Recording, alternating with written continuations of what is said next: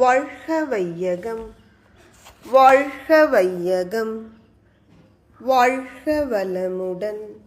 குருவே துணை. அனைவருக்கும் இனிய காலை வணக்கம்.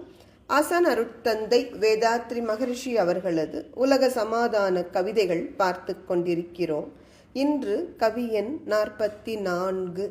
சிறந்த சூழ்நிலையும் சிந்தனையாளர் கடமையும் என்பது தலைப்பு.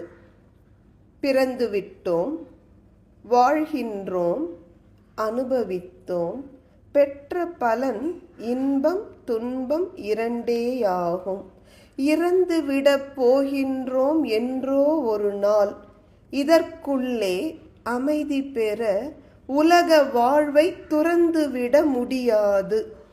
தொல்லை நீங்கி சுகமாக மனித இனம் வாழ்தற்கேற்ப சிறந்தபடி சூழ்நிலைகள் அமைக்க வேண்டும். சிந்தனையில் உயர்வில் உள்ளோர் கடமை ஈது. மனித வாழ்க்கை என்பது என்ன? பிறப்பு, வாழ்வு, இறப்பு, இவ்வளவுதான் இந்த மனித வாழ்க்கை. பிறந்த அனைவரும் ஒரு நாள் இறந்துதான் ஆக வேண்டும்.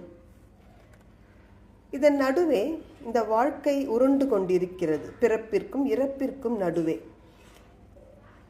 அப்போ இந்த வாழ்க்கையில் என்னதான் இருக்குன்னு பாருங்க. நீங்க ஓடி ஓடி பணம் தேடினாலும் சரி, அல்லது உயர் பதவிகளுக்காக உழைத்து உழைத்து பதவிகளில் அமர்ந்தாலும் சரி, மொத்தத்தில் வாழ்க்கையினுடைய அனுபவங்களை இன்பம் துன்பம் இந்த இரண்டுக்குள்ள அடக்கிடலாம். மனிதர்கள் இன்பத்தை விரும்புகிறோம், துன்பத்தை தவிர்க்கிறோம். இவ்வளவுதான் மொத்த வாழ்க்கையும். அப்போ நிறைய சமயங்கள்ல துன்பப்படுகிற பொழுது நாம் சலித்துக் கொள்கிறோம். என்னடா வாழ்க்கை இது, வாழ்வே மாயம் என்ற தத்துவ விசாரம் நினைவுக்கு வருகிறது. ஆனால் அருட்தந்தை சொல்றாங்க, நீ அமைதி பெறுவதற்கு இந்த உலக வாழ்வை துறக்க முடியாது. அது ஒரு ஏமாற்று.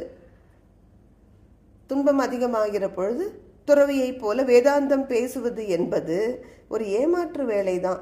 ஏனெனில் பசிச்ச சாப்பிடத்தானே வேணும். அடிப்படை தேவைகள் இருக்கும் வரை இந்த உலக வாழ்வை எவர் ஒருவரும் துறக்க முடியாது.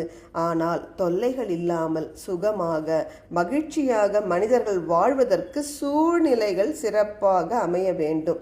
நிறைய சமயங்களில் சூழ்நிலைகள்தான் துன்பங்களுக்கு காரணமாக இருக்கிறது. இந்த சூழ்நிலைகள் எப்பொழுதும் மனிதர்களுக்கு இன்பமாகவே அமையும் வண்ணம் பார்த்து கொள்ள வேண்டியது அறிஞர்கள் கடமை, சிந்தனையாளர்கள் கடமை.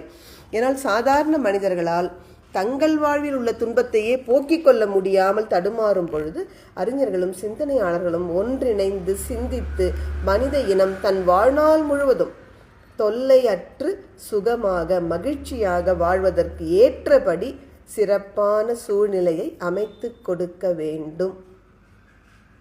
அனைவருக்கும் நன்றி. வாழ்க வளமுடன்.